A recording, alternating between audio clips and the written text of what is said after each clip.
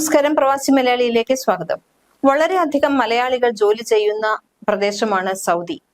ഇവിടെ സ്വദേശിവൽക്കരണം ശക്തമാകുന്നു എന്നുള്ളത് ഒട്ടൊരു ഞെട്ടലോടെ തന്നെയാണ് നമ്മൾ കേൾക്കുന്നത്. സ്വകാര്യ മേഖലയിലെ 269 തൊഴിലുകളിൽ നിർബന്ധിത സൗദിവൽക്കരണം നടപ്പിലാക്കുകയാണ്. മാനവ വിഭവശേഷി സാമൂഹിക വികസന മന്ത്രാലയത്തിന്റേതാണ് ഈ തീരുമാനം. അക്കൗണ്ടിംഗ്, ഫാർമസി, ദന്തചികിത്സ, ടെക്നിക്കൽ എഞ്ചിനീയറിംഗ് തുടങ്ങി 269 മേഖലകളിലാണ് സ്വദേശിവൽക്കരണം നടപ്പിലാക്കുന്നത്. ആരോഗ്യ വാണിജ്യ മന്ത്രാലയം, മുനിസിപ്പാലിറ്റി, ഭവനകാര്യ മന്ത്രാലയം എന്നിവയുമായി സഹകരിച്ചായിരിക്കും തീരുമാനം നടപ്പിലാക്കുന്നത്.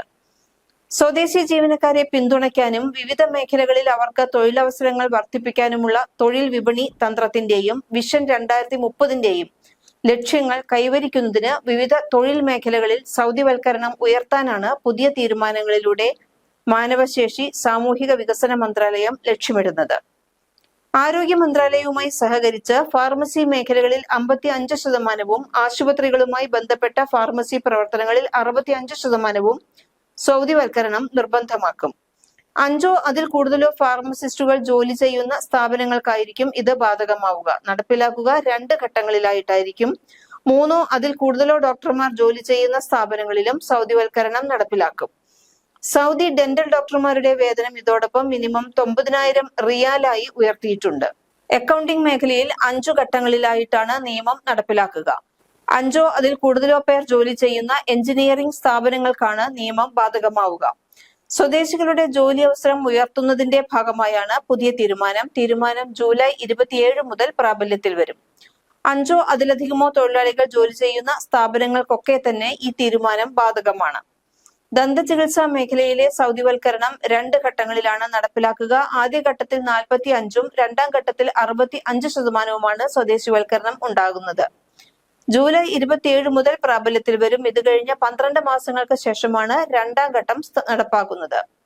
3 അതിലധികം തൊഴിലാളികളോ ജോലി ചെയ്യുന്ന സ്ഥാപനങ്ങൾക്ക് പുതിയ നിയമം ബാധകമാണ്. കൂടാതെ ദന്തചികിത്സയുടെ ഏറ്റവും കുറഞ്ഞ വേതനം 9,000 റിയാലായി നിജപ്പെടുത്തും.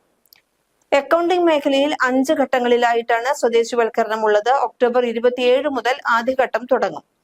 അക്കൗണ്ടിംഗ് പ്രൊഫഷണലുകളിൽ 5 അതിലധികമോ പേരെ നിയമിക്കുന്ന സ്ഥാപനങ്ങൾക്ക് നിയമം ആദ്യഘട്ടത്തിൽ ബാധകമാകും. ആദ്യ 40%, പിന്നീട് 70%മായി ഇത് ഉയർത്തുകയും ചെയ്യും. മുനിസിപ്പൽ പാർപ്പിടകാര്യ മന്ത്രാലയവുമായി സഹകരിച്ചാണ് എഞ്ചിനീയറിംഗ് മേഖലയിൽ സാങ്കേതിക തൊഴിലുകളിൽ സ്വകാര്യവൽക്കരണം നിർബന്ധമാക്കുന്നത്. 5 അതിൽ കൂടുതലും പേർ ജോലി ചെയ്യുന്ന സ്ഥാപനങ്ങളിൽ ജൂലൈ 23 മുതൽ സ്വദേശിവൽക്കരണം 30%മായി ഉയർത്തും. സ്വദേശിവൽക്കരണം സംബന്ധിച്ച വിശദമായ വിവരങ്ങൾ MHRSD തങ്ങളുടെ വെബ്സൈറ്റിൽ വിശദീകരിച്ചിട്ടുണ്ട്. സ്വദേശിവൽക്കരണം, പ്രാദേശികവൽക്കരണം കണക്കാക്കുന്നതിനുള്ള സംവിധാനത്തെക്കുറിച്ചും നിയമലംഘകർക്കെതിരായ പിഴ സംബന്ധിച്ചുള്ള വിശദമായ വിവരങ്ങളും വെബ്സൈറ്റിൽ നൽകിയിട്ടുണ്ട്. ഇതിൽ ജൂലൈ 23 പ്രാബല്യത്തിൽ വരുന്ന ആദ്യഘട്ടത്തിൽ 45% സൗദിവൽക്കരണമാണ് നടപ്പാക്കുക. 12 മാസത്തിനു ശേഷം നിലവിൽ വരുന്ന രണ്ടാം ഘട്ടത്തിൽ സൗദിവൽക്കരണം 55%മായി ഉയർത്തും. 3 അതിൽ കൂടുതലും ഡെന്റൽ ഡോക്ടർമാർ ജോലി ചെയ്യുന്ന മുഴുവൻ സ്ഥാപനങ്ങൾക്കും തീരുമാനം ബാധകവുമാകും. വാണിജ്യ മന്ത്രാലയവുമായി സഹകരിച്ച് അക്കൗണ്ടിംഗ് മേഖലയിലും പടിപടിയായി 5 ഘട്ടങ്ങളിലായി നിർബന്ധിത സൗദിവൽക്കരണ അനുപാതം ഉയർത്തും. ഇതിൽ ആദ്യഘട്ടം 2025 ഒക്ടോബർ 10 നിലവിൽ വരും.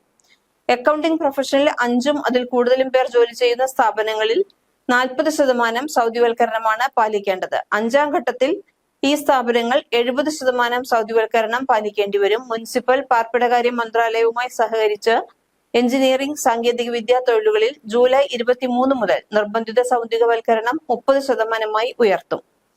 എഞ്ചിനീയറിംഗ്, സാങ്കേതിക തൊഴിലുകളിൽ 5 അതിൽ കൂടുതലും പേർ ജോലി ചെയ്യുന്ന മുഴുവൻ സ്ഥാപനങ്ങൾക്കും ഇത് ബാധകമാണ്.